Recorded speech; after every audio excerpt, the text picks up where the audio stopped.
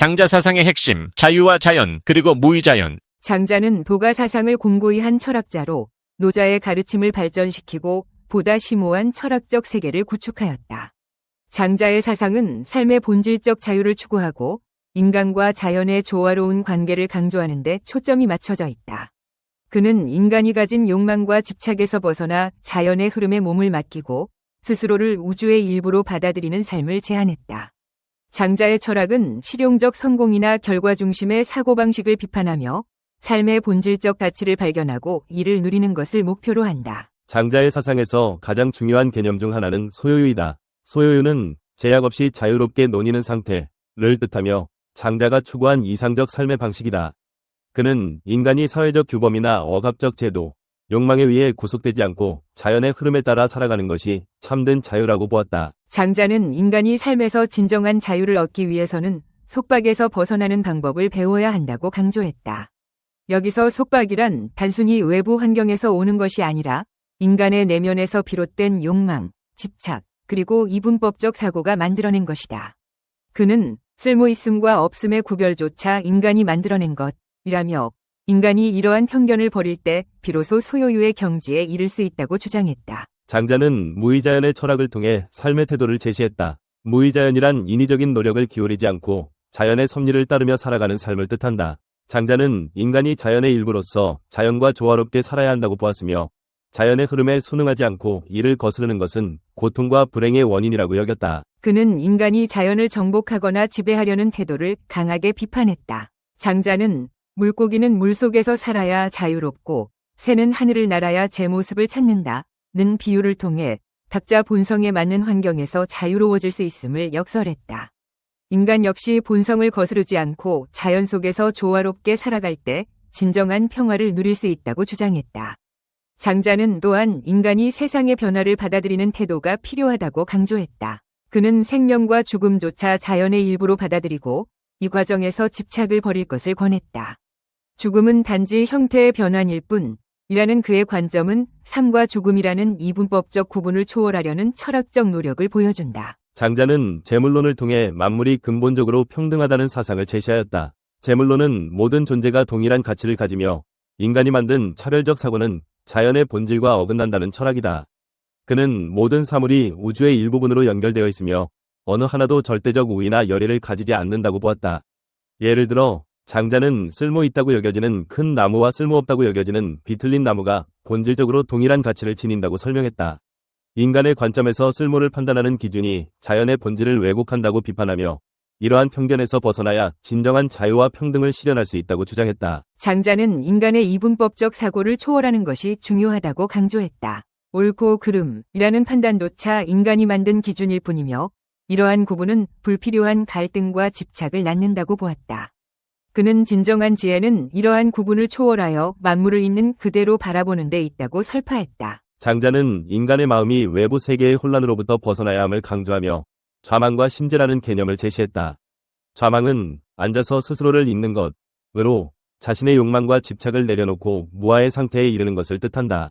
심재는 마음을 비우는 것으로 외부의 혼란과 내면의 갈등을 제거하고 고요한 마음으로 자연과 하나가 되는 경지를 의미한다. 장자는 이러한 마음의 수련을 통해 인간이 외부의 억압에서 벗어나고 내면의 자유를 얻을 수 있다고 보았다.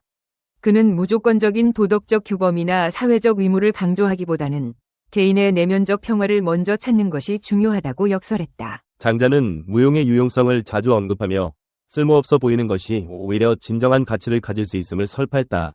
그는 비틀린 나무의 예를 들어 나무가 쓸모없다고 여겨질수록 벌목되지 않고 오래 살아남을 수 있다고 설명했다. 이는 단순히 실용적 관점에서 벗어나 삶의 본질적 의미를 되찾으라는 메시지를 담고 있다. 장자는 인간이 스스로를 수단화하거나 타인을 도구처럼 대하는 태도를 경계했다. 그는 삶 그 자체가 목적이며 결과나 성공에 얽매이지 않고 매 순간을 즐기는 것이 진정한 삶의 가치라고 강조했다. 장자의 철학에서 궁극적 목표는 도와 하나가 되는 것이다. 도는 우주 만물을 관통하는 자연의 이치이자 근본 원리로 인간이 이를 깨닫고 따를 때 비로소 평화와 자유를 얻을 수 있다. 그는 도를 이해하는 것이 단순히 지식을 쌓는 것이 아니라 자연의 일부로 살아가는 방식 그 자체를 체화하는 것이라고 보았다.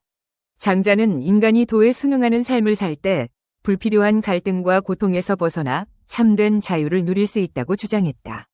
도와 하나가 된 삶은 욕망이나 집착 없이 매 순간을 온전히 살아가는 태도에서 비롯된다. 장자의 사상은 삶을 무언가를 성취하기 위한 수단으로 보지 않는다. 그는 삶을 소풍에 비유하며 특정 목적을 이루기 위해 조급하게 달리지 말고 매 순간의 아름다움을 누리라고 권했다.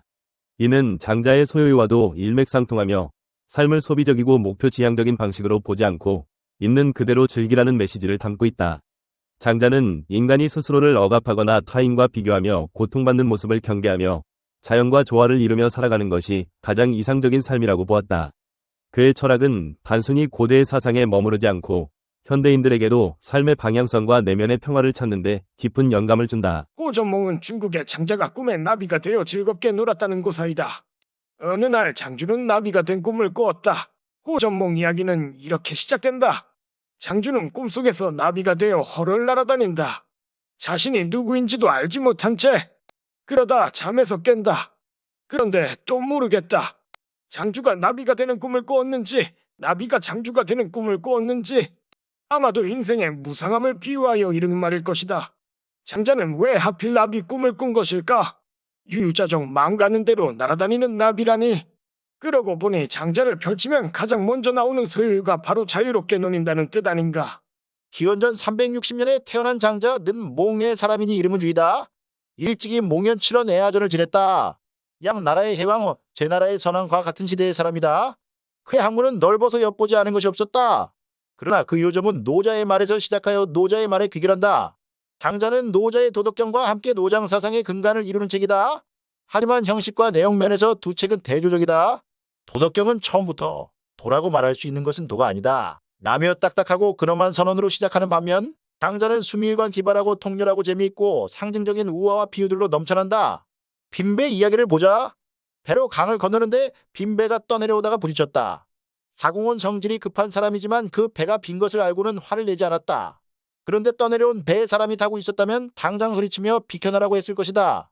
처음에는 화를 내지 않다가 지금 와서 화를 내는 까닭은 처음에는 배가 비어 있었고 지금은 배가 채워져 있기 때문이다. 사람들이 모두 자기를 비우고 인생의 강을 흘러간다면 누가 그를 해야겠는가? 그렇다. 비우면 가벼워진다. 인생이 자유로워지는 것이다. 비워야 할 것은 재물, 욕심과 권력욕 같은 탐욕뿐 아니라 막연한 기대와 두려움도 해당된다. 장맛비가 열흘이나 계속 내리던 날 자상은 먹을 것을 갖고 찾아온 친구 자여에게 힘겨운 목소리로 이렇게 말한다. 부모님이 어찌 내가 이토록 가난하길 바랐겠는가? 하늘은 사심없이 모두를 다 같이 덮어주고 땅은 사심없이 모두를 다 같이 떠받아주고 있으니 어찌 하늘과 땅이 사사롭게 나만을 가난하게 하였겠는가? 도대체 누구일까 알아보는데 알 길이 없네. 그런데도 내가 이처럼 막다른 골목에 이르렀으니 운명일 따름이겠지. 자신의 운명을 원망하지 않고 겸허하게 받아들이는 것, 요즘 유행하는 말로 아모르파티, 즉 내 운명을 사랑하라이다. 그렇다고 모든 일을 그저 숙명으로 알고 손을 놓으라는 얘기가 아니다. 최선을 다하되 뜻대로 안 된다고 해서 어리석게 무엇을 탓하며 마음 상하지 말고 한계 상황을 그대로 받아들이라는 말이다. 장자가 전해주는 메시지는 운명론이 아니라 안명론이다. 장자에는 죽음 얘기가 자주 나오는데 장자 자신이 죽게 되었을 때 제자들이 장례를 후하게 치르고 싶다고 하자 오히려 묻는다. 내게는 하늘과 땅이 안팎너리요 해와 달이 한 쌍옥이요 별과 별자리가 둥근 구슬이다. 내 장례를 위해 이처럼 모든 것이 갖추어져 있거늘 무엇을 더한다는 말인가. 그래도 제자들이 고집하자 일갈한다.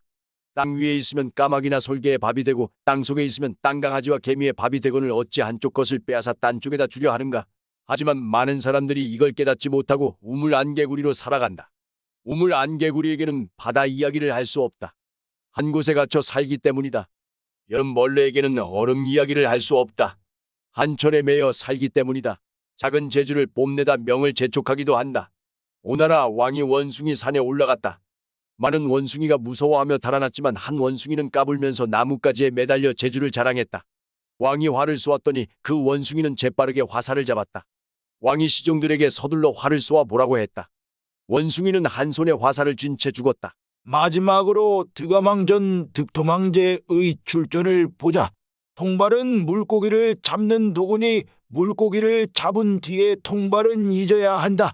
덫은 토끼를 잡는 수단이니 토끼를 잡은 뒤에 덫은 버리는 게 마땅하다. 장자의 가르침은 이론이 아니다.